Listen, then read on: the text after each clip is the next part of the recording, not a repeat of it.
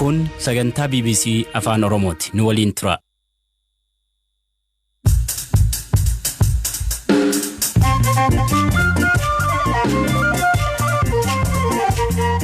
Oltiin nagaa dhaggeeffattoota keenya sagantaa raadiyoo BBC Afaan Oromoo galgala kanaa eegaleera. Har'a magaalota naannoo Amaaraa hedduu keessatti hiriiratu ture.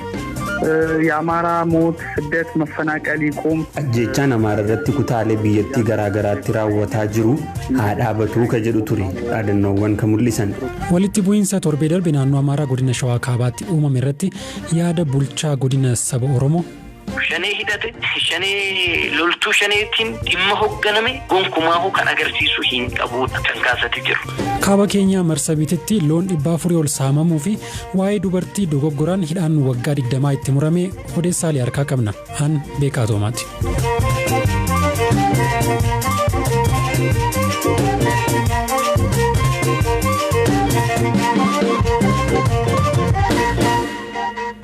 Naannoo Amaaraa magaalota garaagaraa keessatti ajjechaa lammiilee nagaa irratti raawwatamaa jira jedhan mormuun jiraattonni kumaatamaan lakkaa'aman hiriira bahanii mootummaa balaaleffataa oolan.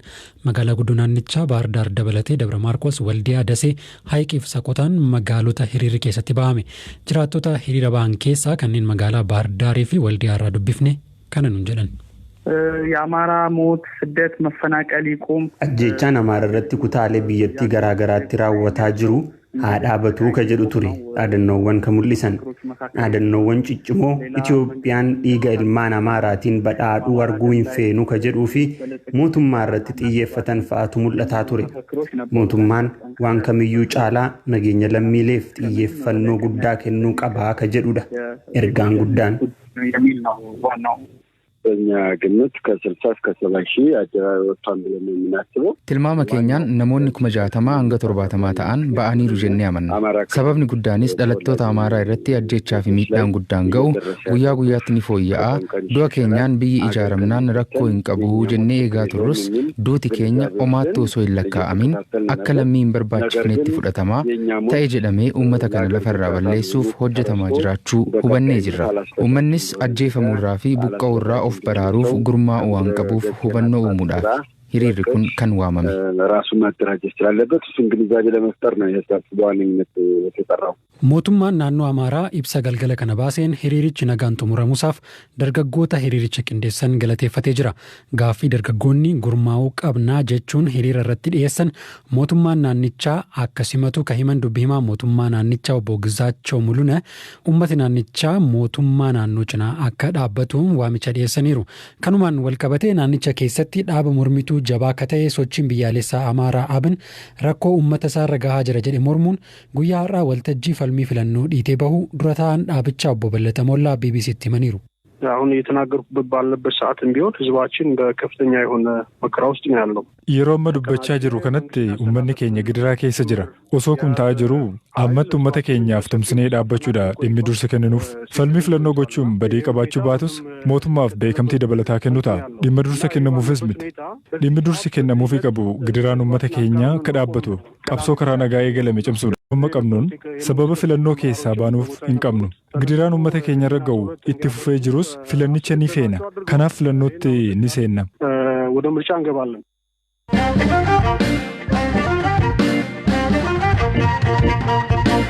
Oduus walqabatuun mormii jiraattonni magaalota naannoo Amaaraa itti jiran kanaaf ka'umsa akka ta'e walitti bu'iinsa torban darbe godina Shawaa Kaabaa naannichaa keessatti uumame.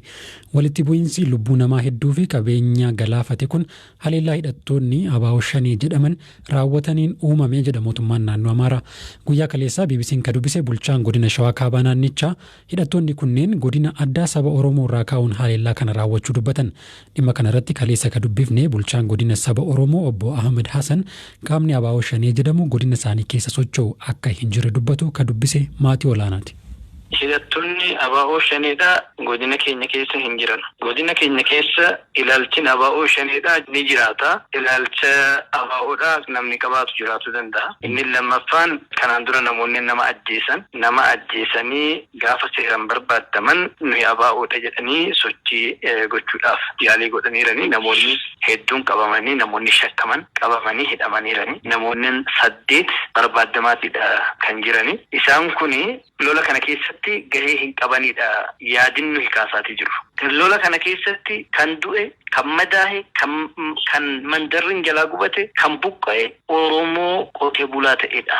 Qotee bulaa keenya qotee bulaa aanaa jilleef dhummuuga keessa jiraatu gosa yoggaa ilaallamu gosan sadan makkannaa kan ta'an, shanan jillee kan ta'an. Arxummaa Fursii keessatti manneen kan gubatan, kan du'an, kan buqqa'an, kan madaahan haaluma kanaan kan ibsamudha. Aanaa Arxummaa Fursee keessatti gandoota argaman keessa baay'inaan ganda Caffaa Dirree, ganda Diimtuu Coqorsoo, ganda Ashawaalotee hamma ta'e immoo gandoota kaanirraayis akkasuma namoonni wanneedhaan haala kanaan kan jiru. Kuni kan agarsiisu qotee bulaa ta'uu malee shanee hin agarsiisu. Shanee hidhate, shanee loltuu shaneetiin dhimma hoogganame gonkumaahu kan agarsiisu hin qabudha kan kaasati jiru. Fakkeenyaaf rakkoon yeroo darbe mudate Axaayee rakkoon baay'ee nama gaddisiisu rakkoo mudatu hin qabu turaate kan ka'e humna addaatiin namoota bilisa ta'anitu ajjeefame gaafa san isa amma deebi'ee uumame jechuudha. Sadeen gaddaa isa gubaatii wajjin wal qabatu. Namoota qulqulluu, namoota diida ta'an, namoota suuqa keessa jirantu ajjeefame.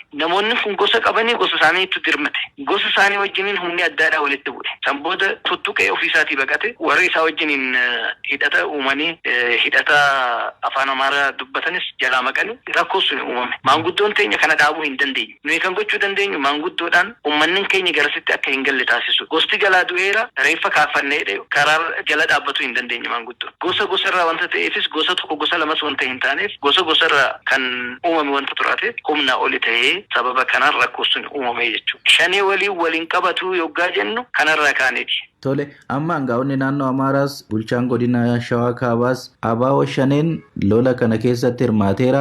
Qonnaan bulaadhaan Axaayee irratti humna qonnaan bulaatiin badiin hammana gahe jennee hin amannu. Dhimmi kun ABO shanee wajjin wal qabataa akka jedhu kaasu. ABO shaneen maaliif isin wajjin maqaan isaa dhaama yookaan godina keessan wajjin? Isa kana isaantu beeka. Yeroo hunda maqaan kun hin kennamaaf godina kanaaf. Eessa gaha yoo naan jette hamma gaggeessaa keenya gaha. Gaggeessaa anarraa jalqabeeti shanii kan jedhamnu yoo maqicha ta'e jechuudha. Kanaaf maqichi ni kennama. Ammas eefa akkas kan jedhan ta'e qulqullaa'uudha kan qabu. Isa nani jedhus isaan jedhanis isa naannoon keenya jedhus isa kaabineen Shawaa jedhus qaamnin galaltanyaan seenee qulqulleessuudha kan qabu. Raayyaan ittisa biyyaa waan jiru qulqulleessuu ni danda'a. Qaamnin bilisa ta'e qaamnin dhimmiin kun akka furamu qofaaf nageenyaan akka bu'u qofaaf qaamnin socho'u dhimma kana akka qulqulleessu gochuudhaan dhugaa jiru faaktii lafarra jiru adda baasuu ni danda'ama jechuudha. Godinni kun godinuma ta'eetuma maqama saba kanaatiin waamamu qaamnin fedha hin qabne ni jira. Kana barbadeessuun ni barbaadama. Kana balleessuun kan baduu danda'u immoo tokko yoo danda'ame seeranii yoo ta'uu baate immoo haala kanaan. Inni lammaffaan akka biyyoolessatti siyaasa jiru balleessuudhaaf yaadameetis ni hojjetama. Amma irratti masarri mootummaadhaa Oromoo wajjiniin kan wal qabatu wanta ta'eef rakkoo bakka garaagaratti rakkoo kan uumaa jiru Oromoodha kan jiru qabsiisuudhaafis itti fayyadamuudhaaf kan deemamu natti hin fakkaata. Kuni gama koo qofa ni taa'ee hin yaadu. Kanaaf kuni yaadamee uummattoonni Itoophiyaa sabaaf sablammoonni uummata Oromoo irratti amantaa akka dhaban taasisuufis yaadamee hojii hojjetamudha hojiin kun jechuudha. raadiyoo BBC Afaan Oromootii kan dhaggeeffataa jirtan gidduutti immoo oduu gaggabaabseen isinitti hima. Pireezidantiin Chaad Idris Deby lola gubbaatti miidhamuun lubbuun isaanii darbu waraanni biyyattii beeksise. Waraanni Chaad wayitaa ammaa lola hidhattoonni magaalaa guddoo biyyattii Njaameenaa qabachuuf banan qolachaa jiru. Ajjeefamuu pireezidantichaa hordofees mootummaa fi paarlaamaan biyyattii diigame ji'oota 18 dhufaniif manni maree waraanaa biyyattii akka bulchu murtaa'eera. Gareen dhaabbata riippoortaroota daangaa maleeyyii RSF kan walabummaa miidiyaa biyyoota addunyaa safaree sadarkaa baasu Itoophiyaan sadarkaa bara darbeerraa gadi buuteetti jedhe. Dhaabbatichi biyyoota 180 erga qoratee booda hojiin gaazexeessummaa 70 danqaan isa mudateera jechuun gabaase. Noorweey, Fiinlaandii fi Swiidin walabummaa miidiyaatiin wal duraa duubaan sadarkaa 1 hanga 3 yoo qabatan Itoophiyaan sadarkaa 101 jirti. Ministeerri dhimma alaa Masrii Saamii Shukrii gara Naayiroobii imaluun dhimma hidha haaromsaa irratti pireezidantii keenya Uhuru Keenyaataa waliin mari'atan. Saamii Shukrii biyya yeroo ammaa miseensa yeroo mana maree nageenya dhaabbata biyyoota gamtoomanii taate Keenyaatti dabalataan gara Komoros, Afrikaa Kibbaa fi DRC akkasumas Senegaal akka imalanis beekameera. Imala isaanii kanaan ejjennoo Masriin hidha haaromsaa irratti qabduu fi ergaa pireezidantii Abdul Fattah al-Sisi hooggantoota biyyoota kanaan akka gahan eegama.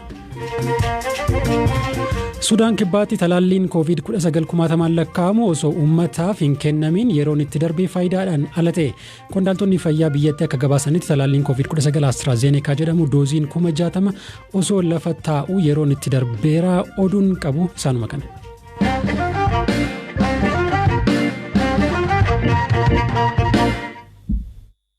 Odeessa taanutti wayitan ce'uu kaaba Keeniyaa Marsabit keessatti walitti bu'iinsi gosoota jidduutti irra deddeebiin uumamu lubbuu namaa galaafachuuf qabeenyallee balleessutti jira. Haleellaa hidhattoonni ardaa Noorz-Hoor ardaa Mooyyalee lafa Elle Diimtuu jedhamtu irratti guyyoota 3 darbe raawwataniin horii 400 ol ooffatanii kunis horsiisee bultoota rakkoof saaxilaa jiraa jedhu jiraattonni. Lafa ollaa Elle Diimtuu Elleboor jedhamturraa sodaan kan baqatan Aaddee Diramuu Godaanaa akkas jedhan.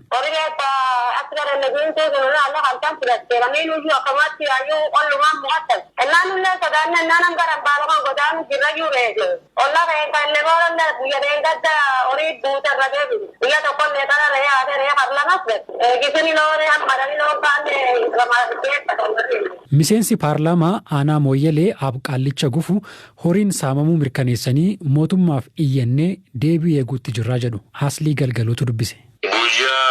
Sadi hadabre gare le diemto horii diramtu bobba'u jiru horii dhibba furiitiif kudhaniif warikawe dhufee haadee irreen fudhate eegisni loori sulle hin agarre sirkaala yaayuu riippootire majiibu sirkaala eegu jirra waan warri nuun jedhu hin beeknamoo gara majiibu hin argan.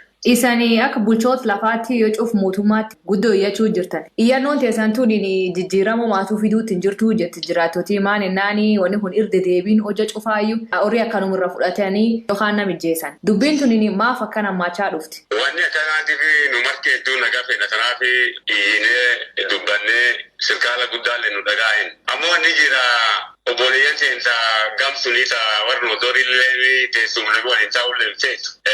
Sirkaali guddaallee waltillee naminoof. Akkanaaf yuutuubi teessumtiir waliin ta'e hin taane ammoo namni lafaallee nama yaayyuu wasammaate waliin dhaga'u. Namni hojii walitti galii dhufne wallageechuun hin taasu. Warga daaha akka gabraallee sabooranaallee cufallee waltillee amanii wanni kun hojja margi hedduu tolchanillee lama sadi bulaa yaayyuu wanni isaan gaddeebite. Nu ammoo akka viongozi ardaa Mooyyaleetti itti maasaa nu naga feena nama waliin taa'uun feena ammoo sirkaal guddaa ittiin iyyuu jirra akka warri jidduu namejjee waan kana haraka namni wallabee horii wayii fudhatan balleessu. Hojja cufa horii nama fuudhan warri duraan horii warra fuudhanillee dhagammaa nam gari horii warra deebifne ka waggaa dabree ka waggaa duraallee namni horii warra fuudhan dhagammaa hin deebifne. Amma horii warra ar fuudhan kan akka bulchaatti horii warra in argatanii jettanii jechuun dandeettamoo horii warra akkasuma badee afaa arguu jirtan. Waan adantaa taa'ii taale sirkaala riipootilee sirkaalee guyyaa 3 eegaa nuun jedhe eeguma jira.